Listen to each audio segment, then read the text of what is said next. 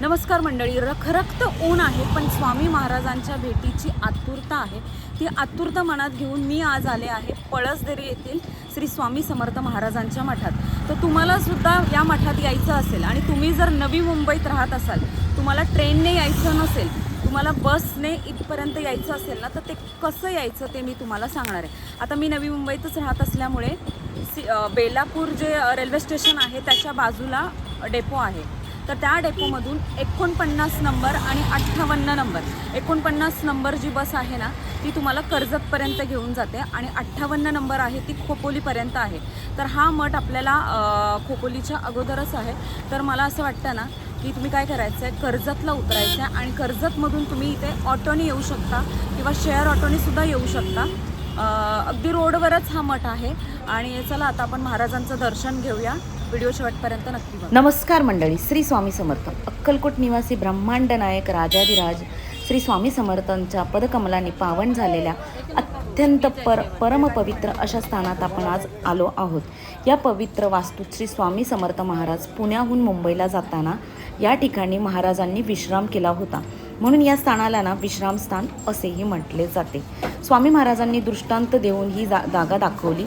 फक्त 22 दिवसात ही वास्तू उभारण्यात आली. या मठात एकदा प्रकट दिनाच्या दिवशी दुपारी भाविकांना महाप्रसाद देण्याचे काम सुरू होते.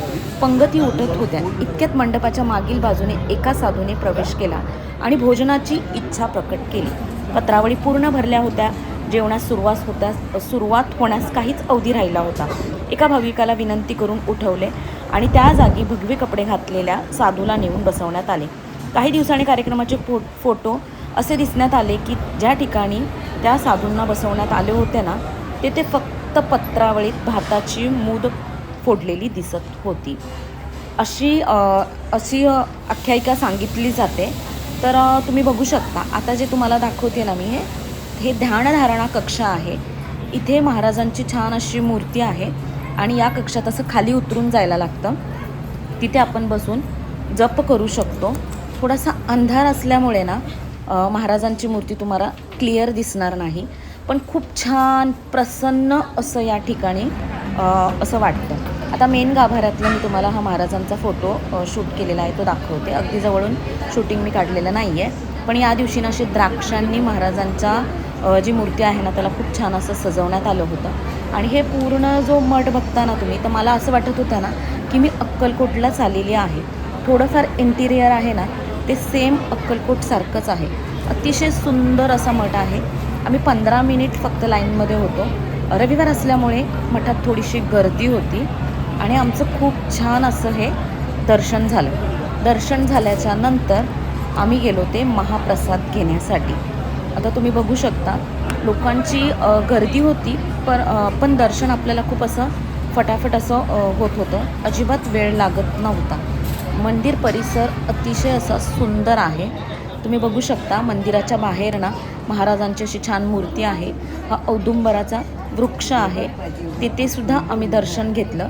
दर्शन घेतल्याच्या नंतर हे बघू शकता तुम्ही, हे जे लिहिलेलं तुम्हाला काही दिसतं आहे ना, म्हणजे हा जो बोर्ड दिसतो ना, तर पूर्ण महाराजांनी काही चमत्कार केले ना या मठामध्ये, ते सगळं असं इथे सविस्तर लिहिलेलं आहे.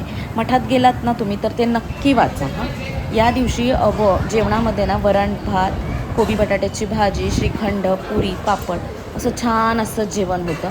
मस्त आम्ही जेवण वगैरे महाप्रसाद आम्ही ग्रहण केला. आणि हे मला खूप आवडलं की आपण जेवल्याच्या नंतर आपणच आपलं ताट स्वच्छ धुवून त्या सेवेकऱ्यांकडे द्यायचं आहे. मंदिर परिसर अतिशय असा सुंदर आहे. नक्की ह्या पळसदरीच्या श्री स्वामी समर्थ महाराजांच्या मठाला भेट द्या. तुम्हालासुद्धा खूप आवडेल. आणि यायचं असेल तर तुम्हाला मी सांगितलेच आहे, तुम्ही पळसदरी स्टेशनला उतरूनसुद्धा 20 मिनटात येऊ शकता. व्हिडिओला लाईक नक्की करा.